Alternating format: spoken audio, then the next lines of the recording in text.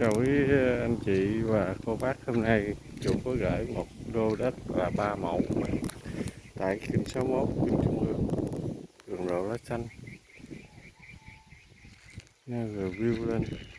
Xin chào quý vị, có ai cần đầu tư? 3 mẫu mặt tiền 75 mét, đường đá xanh, kinh sáng lớn. Anh chị nào muốn đầu tư thì liên hệ với số điện thoại là 0378 26 28 25.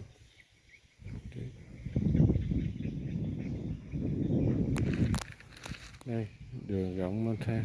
Rồi. 3 mẫu trồng chanh